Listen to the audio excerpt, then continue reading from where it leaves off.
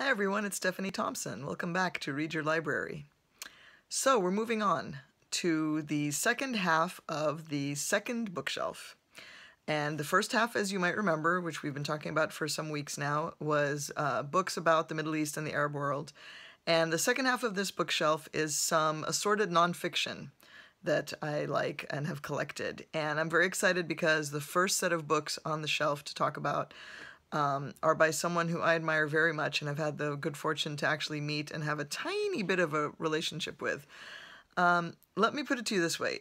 Every now and then, do you ever come across somebody who makes you say, wow, I wish I had had that person's career? Like, I really envy the career or the life that this person has created or carved out for themselves. There are a few people like that for me, and unsurprisingly, because that's my area, they're mostly writers or journalists. And one of them is the amazing Susan Orlean. Susan has been a writer for The New Yorker since the early 1990s. And what's really interesting about her is that she's not just a great writer, which, you know, if you write for The New Yorker for a long time, by definition, you're a pretty good writer. But what I really admire about her and what I really feel a kinship with her is in the beginning when she was assigned stories, she would go to start to research them. And with The New Yorker, you know, it's a really deep process. It's not a quickie thing. You spend a lot of time researching stories and doing a lot of interviews. And she would often find something interesting about the story that was not what the original assignment was about. This is what I've read and heard about her, is that she would basically make her own story. She would find a particularly interesting person or angle that the editors had not known about or were not interested in, and she would come back and say, well, this is the story I've written. And that's a good way to get yourself fired, except if you're really, really good and you have a really good instinct for what's interesting.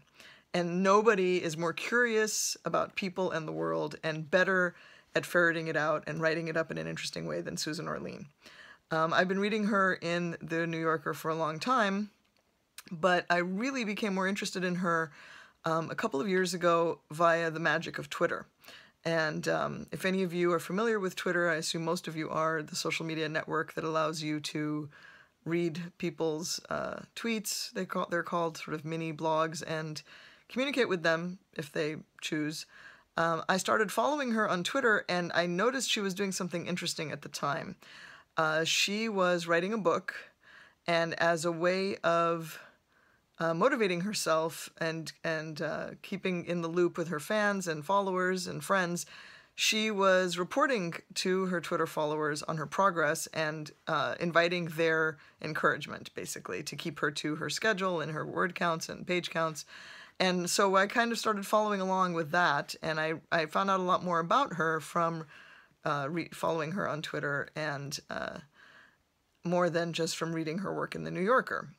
So it inspired me to pick up a couple of her books and find out more about her, and also to interact with her on Twitter, which doesn't always happen. Sometimes you will tweet directly at somebody or respond to something and they'll never get back to you, but sometimes they do, and in Susan's case she did. And one of the things we for the very first time, quote-unquote, talked about on Twitter was her pet chickens. One of them was sick and she had taken it to the vet and written very humorously about that. The chicken was, I think, fine, and I had asked some question and she answered me, so we ended up, you know, kind of corresponding a little bit. That's another thing that she and I have in common, which I greatly admire and envy in her, is she adores animals, and because of her circumstances, she is able to have a lot of animals who live on her not in her home, on her property and in her home. So that's also fun. And the book she was working on at the time, which she did finish, and which we all consequently felt greatly invested in and very interested in, was a biography of Rin Tin Tin, the famous movie and TV star, whom I used to watch when I was a kid, so I was very interested to read this. And when the book came out, she went on a book tour, and I went to see her, and she signed the book for me and for my dog, Lola, for Stephanie and Lola.